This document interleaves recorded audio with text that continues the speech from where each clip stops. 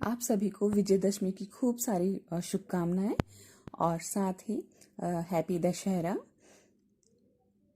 अधर्म पर धर्म की जय हो और रावण रूपी जो मानसिक कृत्य हैं और व्यवहार है और दुर्गुण है उनका दमन हो और ईश्वर के प्रति सद्विवेक सत्कृत्य करते हुए श्री रामचंद्र को के उच्च आदर्शों को अपने जीवन में शामिल करें और अपने जीवन को एक विशेष गति प्रदान करें।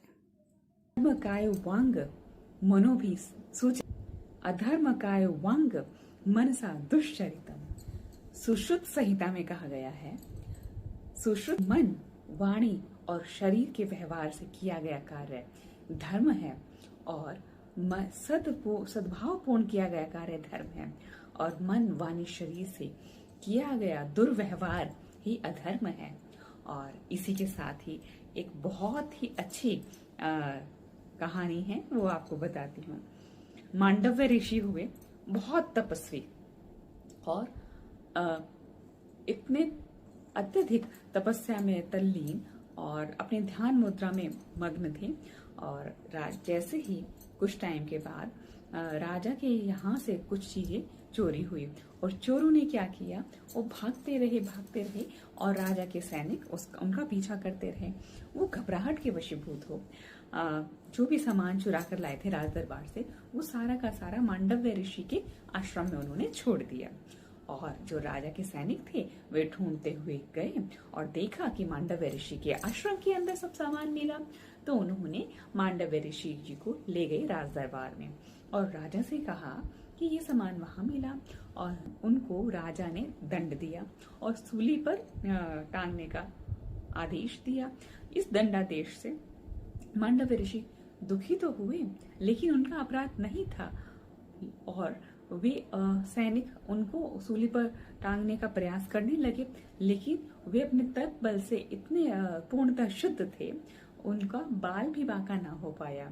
और वे जैसे ही राजा को पता चला और लगा कि वे तो निरपराधी हैं, तो उन्होंने क्षमा प्रार्थना की ऋषिवर से और उन्हें जाने की इजाजत दी, उन्हें रिहा कर दिया।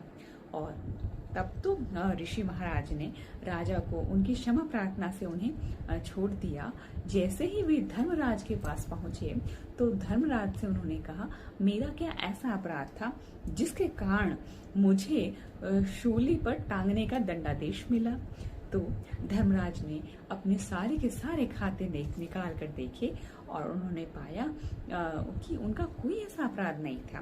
फिर उन्होंने अच्छे से और देखा तो उन्हें पता चला कि 3 वर्ष की उम्र में मांडव्य ऋषि जी द्वारा किसी पतंगे को कष्ट दिया गया था और उस कष्ट के प्रभाव से ये चीज हुई। जैसे ही उन्होंने ये चीज पूरा का पूरा वृत्तांत मांडव्य ऋषि जी के सामने रखा और उनको सुनकर मांडव्य ऋषि जी ने कहा कि 8 वर्ष से कम आयु वाले बालक द्वारा किए गए अज्ञानतावश कृत्य को दंड नहीं मिल सकता और उस कार्य का जो था उसका दंड सिर्फ सुपन में मिलता, जो कि उचित था। लेकिन ये सही नहीं हुआ और उस दंड के प्रभाव से वहां यमराज को भी भोगना पड़ा।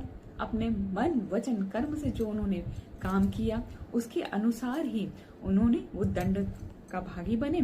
और उनके मांडव्य ऋषि इतने तपोनिष्ठ थे, उनके शाप के प्रभाव से जो युधिष्ठिर बने और विदुर बने, वो 2 रूप यमराज के ही थे।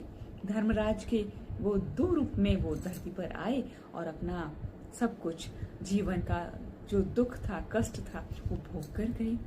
तो इसीलिए कहा गया है, मन से किया गया पाप, मन वचन से किया गया कोई भी कार्य या व्यवहार, दुर्व्यवहार से किया गया कृत्य कभी भी खाली नहीं जाता। यदि आप मन से भी किसी के प्रति दुर्भाव रखते हैं, द्वेष रखते हैं और सद्भाव की कामना करते हैं सामने, तो आपको वैसा ही मिलेगा जैसा आपका मनोभाव है। इसलिए मन को हमेशा शुद्ध, पवित्र रखें और जीवन के अनमोल क्षणों को संजो कर रखें और ईश्वर के प्रति कर्तव्यनिष्ठ होएं। कर्तव्यनिष्ठता के साथ साथ आप जीवन में अपने पथ पर सद्गामी हो, सदाचारी हो, सद्वाक्य और सत्संगति और सत्संग से प्रेरित हो और अपने जीवन का लक्ष्य मधुरता से प्राप्त करें और मन वचन कर्म से सद्व्यवहार करें जो कि धर्म संगत हो, धर्मयुक्त हो। धर्मराज युधिष्ठिर को भी ये भोगना पड़ा, तो आप देखिए कि ये कितना गंभीर अपराध है यदि आपने मन वचन कर्म से भी किसी के प्रति दुर्भाव रखा। तो आज से, अभी से, इसी क्षण से इन सब चीजों से दूरियां बना लें और ईश्वर के प्रति नतमस्तक होकर क्षमा प्रार्थना करें और अपने जीवन को गति प्रदान करें। आप सभी को सादर नमन और प्रणाम।